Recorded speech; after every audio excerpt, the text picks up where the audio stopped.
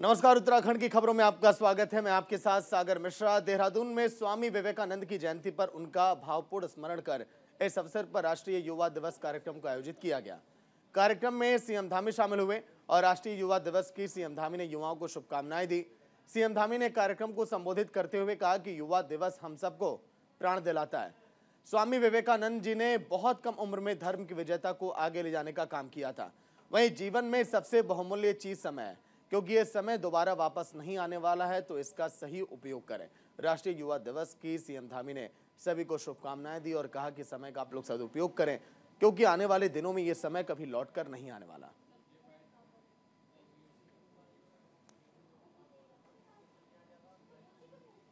CM Dhami कार्यक्रम में शामिल हुए, जहां पर उन्होंने शुभकामनाएं दी। राष्ट्रीय युवा दिवस के किस तरह से युवा इस देश की रीढ़ हैं, किस तरह से वो समाज के बदलाव में अपनी बड़ी भूमिका निभा सकते हैं, उन्हें प्रेरित किया सीएम धामी ने।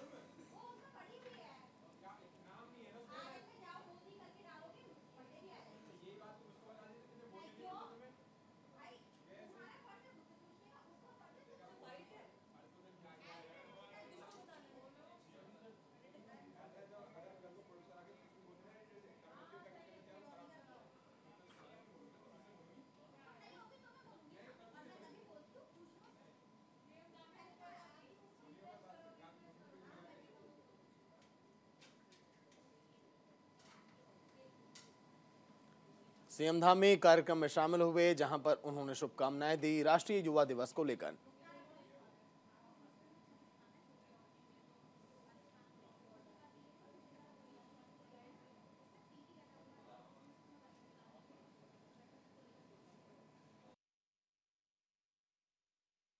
मैं सबसे पहले तो आज के इस ऐतिहासिक दिवस की, युवा दिवस की आप सबको बहुत बधाई देता हूँ, बहुत शुभकामनाएं देता हूँ कि युवा दिवस हम सबको ये स्मरण दिलाता है कि स्वामी विवेकानंद जी ने बहुत कम आयु में पूरे विश्व के अंदर धर्म की ध्वजा को फहराने का काम किया था, पूरे विश्व के अंदर धर्म को ले जाने का काम किया था।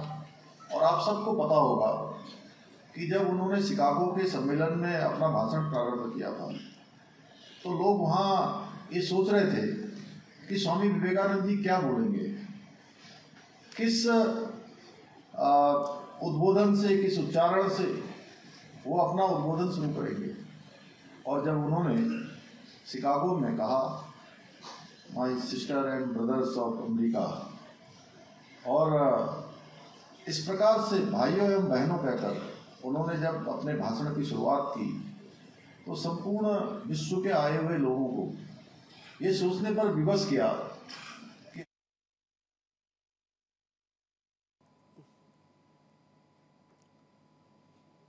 तो राष्ट्रीय युवा दिवस कार्यक्रम का आयोजन, कार्यक्रम में कई बड़े अतिथि भी शामिल हुए। अनुज अवस्थी सहयोगी लाइव जुड़ गए पूरी जानकारी के साथ। अनुज, राष्ट्रीय युवा दिवस कार्यक्रम आज के दिन कई दिग्गज यहां पर शामिल हुए, कार्यक्रम कितना खास रहा अनुज?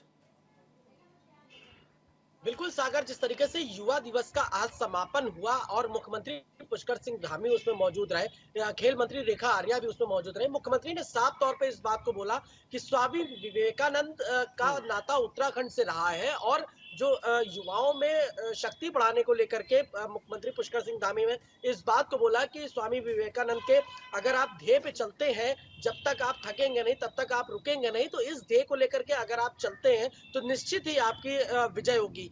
युवाओं में ऊर्जा भरने को लेकर के, युवाओं में आकर्षण करने को लेकर के मुख्यमंत्री पूर्ण रूप से रहे और उन्होंने साफ तौर पे इस बात को भी बोला कि युवा हमारे देश का भविष्य है। साथ ही साथ उन्होंने G20 का भी जो है जिक्र भी किया कि प्रधानमंत्री नरेंद्र मोदी की अध्यक्षता में पूरे भारत को G20 करने की अध्यक्षता मिली हुई है, तो ये अपने आप में एक अतुलनीय योगदान है और हमारे लिए गर्व की बात है। तो इन तमाम बातों को लेकर के जो छात्र छात्राएं थे, जो युवा थे, उनमें ऊर्जा भरने का काम मुख्यमंत्री पुष्कर सिंह धामी ने किया। जी सागर। सीएम धामी के अलावा और कौन कौन से यहाँ पर अतिथि शामिल हुए इस कार्यक्रम में?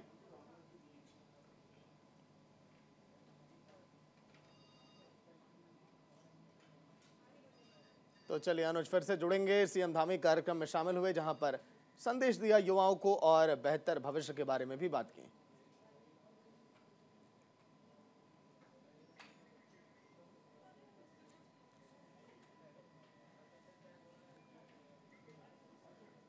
एक और बड़ी खबर, सीएम धामी की अध्यक्षता में कैबिनेट की बैठक हुई। कैबिनेट की बैठक में कई अहम फैसले लिए गए। 15 प्रस्तावों पर मुहर लगी। हजारों परिवारों को वहां पर राहत मिली है। उत्तराखंड के सीएम पुष्कर सिंह धामी की अध्यक्षता में राज्य सचिवालय में कैबिनेट की बैठक हुई। बैठक में 15 प्रस्तावों पर मुहर लगी है। इस बैठक में कई बड़े फैसले भी लिए गए। वन टाइम सेटलमेंट स्कीम के संशोधन का भी निर्णय लिया गया। इसके अलावा नजूल नीति की अवधि भी बढ़ाई गई। छावनी परिषद से नागरिक क्षेत्रों को अलग किया जाएगा। हरिद्वार ऋषिकेश गंगा कॉरिडोर परियोजनाओं को UIIBD संचालित करेगा। इसके अलावा कई अहम निर्णय भी लिए गए। तो 15 बड़े फैसले लिए गए। कैबिनेट की बैठक में आज के दिन कई अहम फैसले, 15 प्रस्तावों पर मुहर लगी है।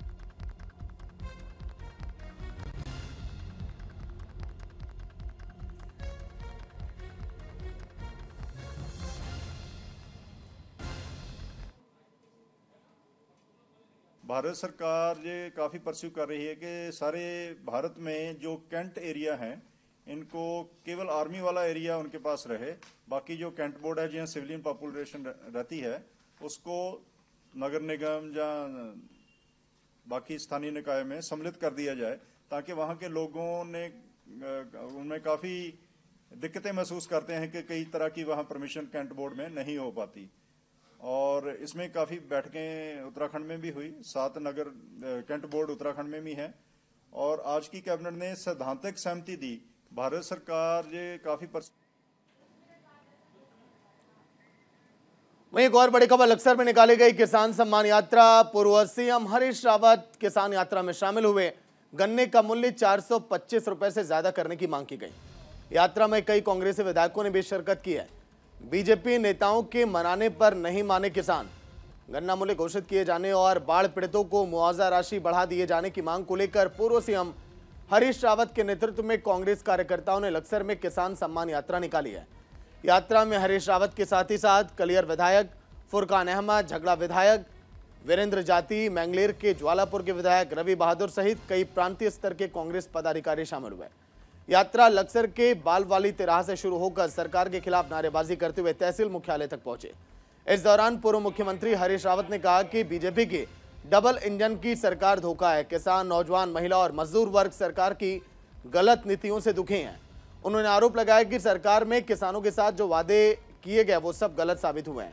आज तक किसानों से उधार में ही गन्ना खरीदा जा रहा है। सरकार ने गन्ना मूल्य घोषित नहीं किया, जिस वजह से प्रदेश का किसान खुद को ठगा हुआ महसूस कर रहा है।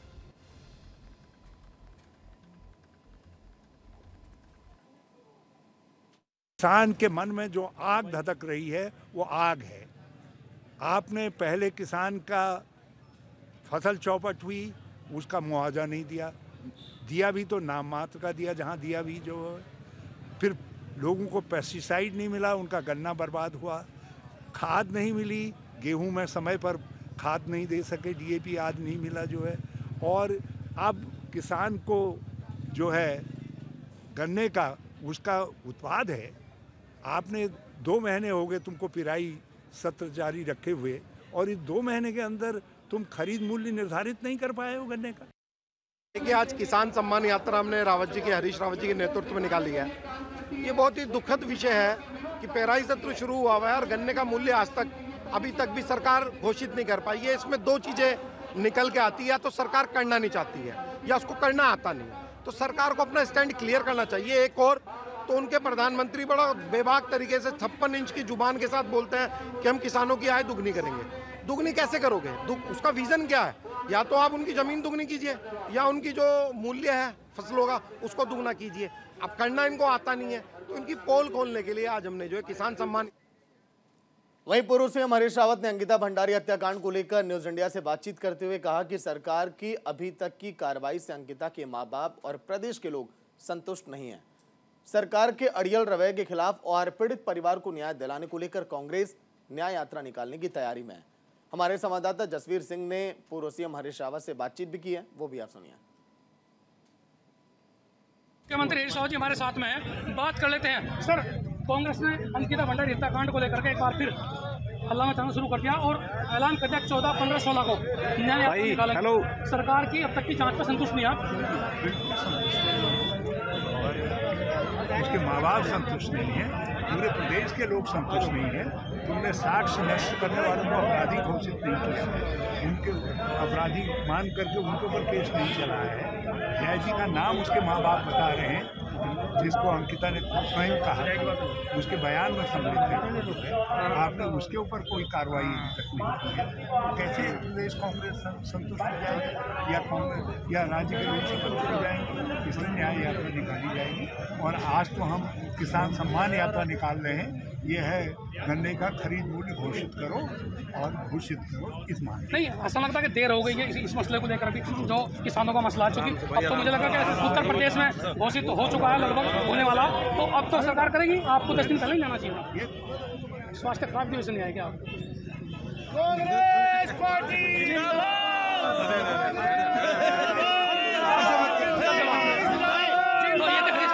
जो कहीं ना कहीं लास्ट में सवाल को टाल गए और उन्होंने कहा कि किसान सम्मान यात्रा भी वो किसानों की निकाल रहे हैं। और अंकिता भंडारी कांड को लेकर के भी कांग्रेस जब तक न्याय नहीं मिलेगा तब तक यात्राएं और आंदोलन चलते रहेंगे। जसप्रीत सिंह।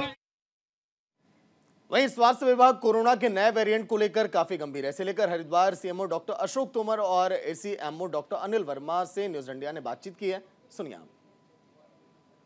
कोरोना को लेकर के स्वास्थ्य विभाग गंभीर है। हमारे साथ में जुड़े हुए हैं सीएमओ अशोक तोमर व deputy CMO doctor Anil Verma. बात कर लेते हैं कितनी तैयारियों के साथ में महकमा काम कर रहा है। चूँकि जैसे जैसे नए वेरिएंट के बारे में जानने और समझने के लिए कितनी ट्रेनिंग अब तक दी गई है और उसे किस तरह रोकने के क्या क्या उपाय किए गए, इसमें ही बात करेंगे। सर, जो फिलहाल की स्थिति यानी कि लेटेस्ट स्टेटस क्या है जनपद का कोरोना को लेकर? हमारे यहाँ तो भी कोई नया जो है इस तरह का नया वेरिएंट का कोई केस नहीं आया है। और बाकी तो हम लोग सब अलर्ट मोड पे हैं और हमारी जितनी भी टीमें हैं हमारे हर ब्लॉक में, वो सबको हमने जो है अलर्ट किया हुआ है। सीएमओ भी हमारे साथ में अनिल वर्मा जी बात करेंगे। सर, मैं देख रहा था कि बॉर्डर को लेकर के ज़्यादा चिंता जताई जा रही थी, खासकर जैसे कि हमारा जनपद हरिद्वार है, वीआईपी का आना जाना लगा रहता है। साथ में जो दूसरे प्रदेश हैं, उत्तर प्रदेश से लेकर के हरियाणा, दिल्ली, लोग सफ़र करते हैं आते हैं, उनके लिए क्या व्यवस्था की गई? क्या बॉर्डर पे भी इस बार रैंडम टेस्टिंग की कोई व्यवस्था की गई है? टीमें किस तरह काम कर रही है? अभी हमारे हेल्थ सेक्रेटरी सर ने मीटिंग ली थी, सीएमओ साहब थे उसमें, हमारे डीजी मैडम थी। तो ये है कि जो भी विदेश से आ रहे हैं लोग, जो स्टेट से जा रहे हैं, जिनको भी कोई स्लाइटली भी कोई सिम्टम्स नज़र आ रहा तो उसकी तुरंत जाँच की जाएगी। और जो विदेश में जाएंगे या कोई भी आ रहा वहाँ से, उसको कोई भी साइन सिम्टम नज़र आ रहा, कोई खांसी, बुखार और नाक चलना इस टाइप से कोई भी, तो उसकी जाँच की जाएगी। जो कैदी हैं, विशेषकर कैदियों की भी, जो जेल में जाते हैं उनका भी प्राइमरी ये हमारा उसके जो जाँच है टेस्ट कर रहे हैं, उसका हम रैपिड टेस्ट कर रहे हैं। और पूरे जितने भी ब्लॉक हैं सब में एक एक टीम उसमें हम लोगों ने लगा दी है। चलिए, दोनों अधिकारी साफ तौर पर बता रहे हैं कि जिस तरह से तैयारी की गई थी उन पर पूरी तरह से काम किया जा रहा है। और खासतौर पर अभी तक सबसे जो सुखद बात है, यानी सुखद पहलू है कि हमारे जनपद में अभी तक कोई केस नए वेरिएंट का देखने में नहीं मिला है और जल्दी ही तो तमाम व्यवस्थाएं और चौकस कर ली जाएंगी। Jaspreet Singh, news India Laksar.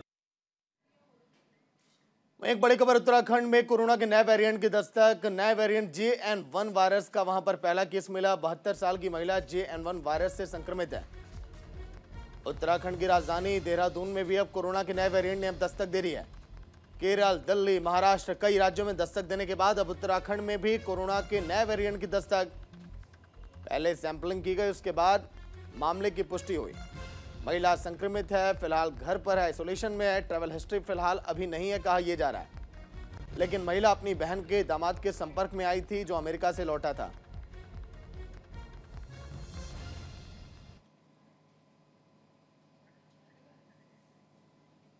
अनुज अवस्थी सहयोगी लाइव जुड़े हैं पूरी जानकारी के साथ। अनुज, महाराष्ट्र, केरल, दिल्ली, कई जगहों पर नए वेरिएंट की दस्तक हुई, उसके बाद उत्तराखंड में भी अब देखी जा रही है। अनुज। बिल्कुल सागर, सभी जगह लगभग JN1 के नए वेरिएंट की दस्तक देखने को मिल रही है। उत्तराखंड में भी 2 केस पहले आ चुके थे जिनका इलाज मैक्स हॉस्पिटल में चल रहा था, लेकिन वो ठीक हो चुके थे। लेकिन अब 72 वर्षीय महिला के में JN1 वायरस की पुष्टि हुई और तत्काल रूप से जो स्वास्थ्य सचिव थे और सीएमओ थे उन्होंने उनका इलाज कराया। फिलहाल अभी महिला अपने घर पे है और उनका स्वास्थ्य परीक्षण, चिकित्सीय परीक्षण चल रहा है। लेकिन वहीं अगर बात करें सारी चीजों को लेकर के, चूंकि स्वास्थ्य सचिव ने भी एडवाइजरी जारी कर रखी है। मुख्यमंत्री भी इस बात को बोल रहे हैं कि जो सोशल डिस्टेंसिंग हो, मास्क हो, उसको आप फिर से अपने जीवन में लाना फिर से चालू कर दिए, क्योंकि इस तरीके के नए वेरिएंट लगातार मिल रहे हैं, या कोई बाहर से जो पर्सन आ रहा है उसकी चेकिंग के लिए भी बोल दिया गया है कि एयरपोर्ट हो। लेकिन अनुज, क्या टेस्टिंग का दायरा भी और बढ़ाया जाना चाहिए, जिस तरह से ट्रिपल टी के फॉर्मूले पर पहले सरकार ने काम किया था? बिल्कुल, स्वास्थ्य सचिव से जिस मामले में बात करी गई कि JN1 वेरिएंट लगातार फैल रहा है, उत्तराखंड में भी इसकी दस्तक है। और सबसे बड़ी चीज सागर, चूंकि टूरिस्ट यहाँ पे उत्तराखंड आए हुए हैं नए साल मनाने को लेकर के, तो कोई बाहर से आ रहा है तो उसकी चेकिंग करने को लेकर के लगातार प्रशासन भी इस बात को बोल रहा है। अब मुख्यमंत्री और स्वास्थ्य सचिव ने इसका संज्ञान लिया है, और एयरपोर्ट हो या रेलवे स्टेशन हो, दोनों जगहों पे चेकिंग की शुरुआत कर दी गई है कि अगर इस तरीके का कोई वेरिएंट आता है तो उसको तत्काल रूप से स्वास्थ्य परीक्षण किया, चिकित्सीय उस पे भेज दिया जाए। और इसके लिए प्रशासन ने तैयारी भी कर रखी है सागर। ठीक है, चलिए बिल्कुल, देखिए अनुज, टेस्टिंग का दायरा बढ़ेगा, उसके बाद ही चीजें सामने आएंगी कि आखिर कितने मामले। शुक्रिया पूरी जानकारी के लिए। वहीं बीजेपी प्रदेश मुख्यालय में भारतीय जनता पार्टी के प्रदेश अध्यक्ष महेंद्र भट्ट ने प्रेस कॉन्फ्रेंस कर जानकारी देते हुए बताया कि बीजेपी पूरे देश में एक बड़ा अभियान चला रही है, जिसमें नमो ऐप पर विकसित भारत एम्बेसडर बनाए जा रहे हैं। साथ ही उन्होंने बताया कि उत्तराखंड में बीजेपी का प्रत्येक कार्यकर्ता 10 एम्बेसडर बनाने का काम कर रहा है। अब तक पूरे प्रदेश में 2,43,180 विकसित भारत ब्रांड एम्बेसडर बनाए जा चुके हैं।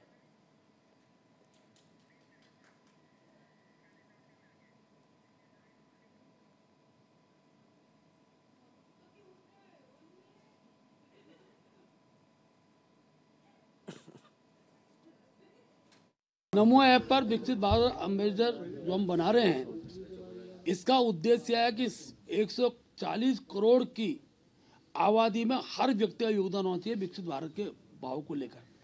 सरकार की योजनाओं के आधार पर आज जिस स्थिति में भारत का जो पक्ष है, जो देश आज हमारा जिस स्थान पर पहुंचा है, उसके ये कार्यक्रम है। और क्या हो सकते हैं, उसके लिए सबसे सुझाव मांगे जा रहे हैं। और मैं कह सकता हूँ उत्तराखंड के अंदर में 2 लाख से अधिक हमने ये एम्बेसडर बना दिए हैं। आगामी दिनों में मैं आप सब चैनलों के माध्यम से भी उत्तराखंड के जनमानस से आग्रह करूंगा कि नमो ऐप डाउनलोड करने के बाद आप भी अपने सुझाव इसमें दें। विकसित भारत अभियान, विकसित भारत की सफलता के लिए हर नागरिक के। तो चलिए इसी के साथ उत्तराखंड की खबरों में फिलहाल इतना ही। देखते रहिए न्यूज़ इंडिया। नमस्कार।